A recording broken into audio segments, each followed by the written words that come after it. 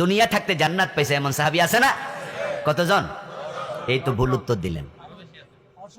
Yes, অসংখ্য অসংখ্য। বাংলাদেশে এই কথাটা ভুল প্রচার হয়েছে।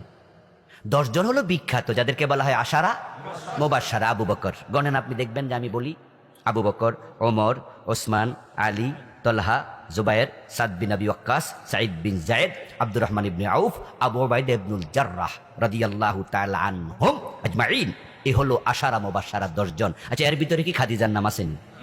তো তাহলে 10 জন যে কোশ্চেন, উনি 11তম হয়ে গেল। আচ্ছা, হাসান হোসাইনের নাম কি 10-এর ভিতরে আছে? ইন্নাল হাসান ওয়াল হুসাইন সাইয়্যিদা শাবাবি আহলিল জান্নাহ। হাদিসে পাওয়া যায় হাসান হোসাইন শুধু জান্নাতি নয়, তারা জান্নাতের যুবকদের নেতা। তাহলে কয়জন হয়ে গেল? আচ্ছা, এখানে কি ফাতেমার নাম বলেছি? ফাতেমাতু সাইয়্যিদাতু নিসাই আহলিল জান্নাহ। ফাতেমা শুধু জান্নাতি নয়, জান্নাতের নারীদের নেত্রী। ইল্লা ইল্লা মারিয়াম ইবনাত ইমরান। ফাতেমা জান্নাতের সব নারীদের নেত্রী, তবে রাসূল বলে মারিয়াম ব্যতীত। সুবহানাল্লাহ পড়েন। ঈসা আলাইহিস সালামের মার নাম কি ছিল? নাকি মরিয়ম? মরিয়ম না মারিয়াম? বাংলাদেশে এটা এসে কি হয়ে গেছে? বাংলাদেশে এখন মারিয়াম আর নাই, সব মরিয়ম বানায় ছেড়ে দিছি আমরা। কোরআনের শব্দ বিকৃত করা যাবে না। কোরআনের শব্দ কোরআনের জায়গায়, শব্দের জায়গায় রাখতে হবে। মারিয়াম, আপনার অনেকের মেয়ের নাম আছে, সংশোধন করবেন। আমরা দেখি যে আমাদের বাচ্চাদের যখন স্কুল মাদ্রাসায় পড়াই, অনেক মেয়ের নাম মরিয়ম। এই মরিয়ম কি গো? আল্লাহ কোরআনে মারিয়াম কতবার বলছে, এবং হযরত মারিয়ামের নামে আলাদা সূরা আছে না? আজীব তো, যেখানে সূরা পর্যন্ত আল্লাহ নাযিল করছে, এটার আমরা মরিয়ম বানায় ছেড়ে দিলাম। আমার বন্ধু, হযরত মারিয়াম আলাইহিস সালাম ব্যতীত সব নারীদের নেত্রী।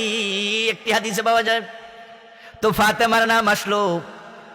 মেরাজ থেকে ফিরে এসে রাসূলুল্লাহ বলে, বেলাল, আমি জান্নাতে ঢুকেছি, আমার আগে আগে তোমার পায়ের শব্দ শুনেছি। তো 10 জন আরো বাইরে গেল।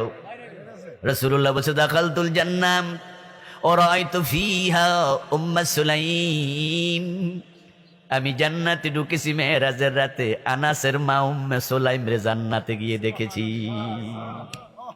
وقال النبي صلى الله عليه وسلم دخلت الجنة وسمعت فيها القرآن فقلت من هو؟ قال حارثة بن نعمان وكان بر الناس بأمه. قال النبي كذلكم البر كذلكم البر كذلكم البر. আমি জান্নাতে ঢুকে দেখি একজন ব্যক্তি কোরআন পড়তেছে। আমি জিবরিলকে জিজ্ঞাসা করলাম, এই লোকটা কে? জিবরিল বলল, আপনার সাহাবী হারিসা ইবনে নুমান। অথচ সে তখনও মরে নাই, তিনি তখন জীবিত। রাসূল দুনিয়া এসে বলে, হারিসা, তোমার আমি জান্নাতে দেখে এসেছি, এমন কি নেক আমল করো? বলো, হুজুর, আমার মায়ের খেদমতে আমি জীবন বাজি রেখে দিয়েছি।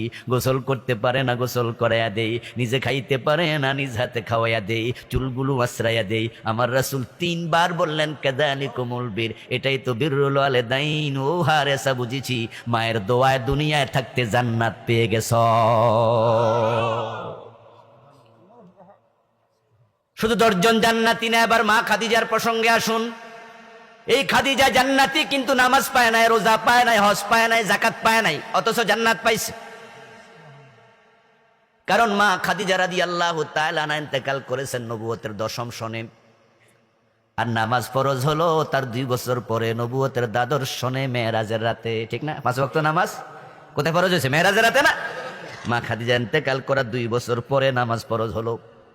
তাহলে নামাজ পায় নাই। রোজা এবং যাকাত ফরজ হয়েছে হিজরির 2য় বর্ষে, মানে মা খাদিজার ইন্তেকালের 5 বছর পরে। যাকাতও পায় নাই, রোজাও পায় নাই।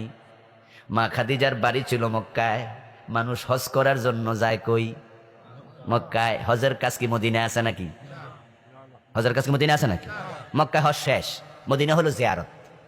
যদি কোনো ব্যক্তি জিয়ারত না করে, হজের কোনো সমস্যা আছে? আমরা মহাব্বত, রাসূলকে ভালোবাসিতে জিয়ারত না করে আমরা আসি না। কিন্তু হ্যাঁ, যারা সৌদি আরবের মানুষ, যারা রাসূলুল্লাহর মদিনায় বারবার যাওয়ার সুযোগ আছে, ওরা অনেকে হজ করে বাড়ি চলে যায়। শরীয়ত কোনো অসুবিধা বলে না। হজ মক্কা শেষ। মা খাদিজার বাড়িটা কই? কবরটা কই? হজও মক্কায়, বাড়িও মক্কায়, কবরও মক্কায়। হজ ফরজ হলো 8ম হিজরিতে, মা খাদিজা ইন্তেকাল করার 11 বছর পরে। তাহলে মা খাদিজা হজ পাইলো না, নামাজ পাইলো না, রোজা পাইলো না, জাকাত পাইলো না, অথচ ওনার ব্যাপারে সহিহ বুখারীর হাদিস, জিবরিল আমিন প্রিয় নবীর কাছে আসলেন, ওহী নাজিল করলেন, তারপরে ওহী নাজিল করে বলতেছে হাযিহি খাদিজাতু আতাতকা, ও হুজুর ওই তো খাদিজা আসতেছে আপনার কাছে, যখন আপনার কাছে পৌঁছে যাবে ফাকরা আলাইহাস সালাম মিন রাব্বিহা, আসলে বলবেন আমি জিবরিল আসার সময় স্বয়ং তার রব আল্লাহ তারে সালাম পাঠাইছে।